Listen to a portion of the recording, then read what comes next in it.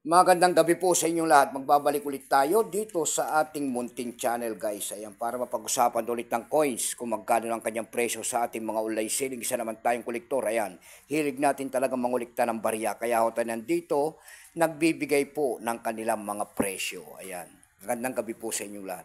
Ang pag-uusapan natin guys na barya po, ito po ay ayan, 50 centimos po. Ayan, 50 sentimo, ayan, sorry po. 50 sentimo po ni Marcelo H. Del Pilar. Pagkatalikod naman yan, makikita nyo po ang isang imahe. Ayan. Ng year 1967 and then, ayan po, yung tatak ng ating BSP po na luma. Ayan. And then Leon, and then Aguila. Yung tatlong between. Leon po dyan, ayan, yung Leon po ay simbolo po ng Espanya.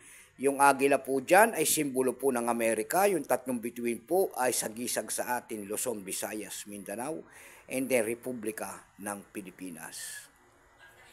Tignan natin ito kung magkano ng kanyang bintahan kasi marami nagsasabi kung ano na lang ng vlog na nakikita natin na 10,000 bawat isa. Ano ba naman yan? Hindi ito silver guys, hindi ito silver. Gawa lamang po yan sa nickel brass.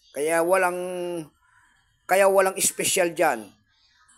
Nasabihin niya na 10K na bibili nila. Huwag kayo mapagpapaniwala.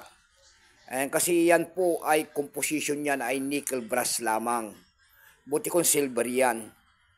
Ayan. Pero bago tayo magsimula sa ating talakayan ay magpapasalamat muna tayo sa lahat ng mga tagapagsubaybay dito sa ating YouTube channel. Lalong-lalo na ang aking mga subscriber. Magandang gabi po sa inyong lahat. Maraming salamat din po sa mga nanonood dyan sa aking FB page. Lahat po na nakapalo sa aking FB page, magandang gabi po sa inyong lahat.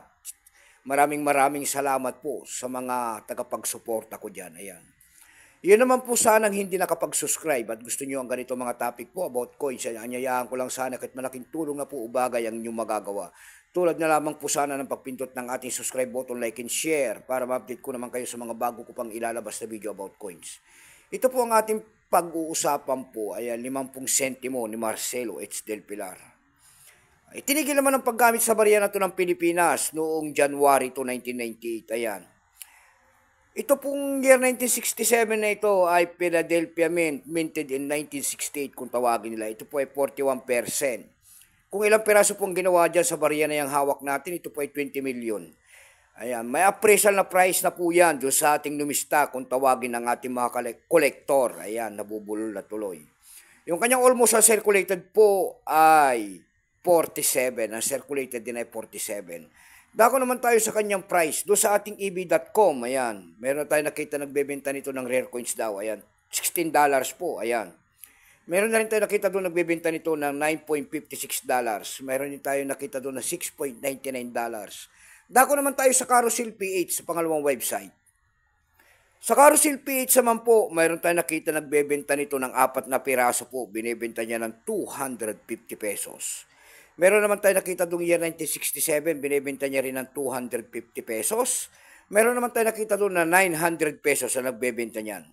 Meron naman tayo nakita doon na ang seller po sa internally. Ayan, yung binebenta niya yung year 1967 niya doon ng 1,900 pesos.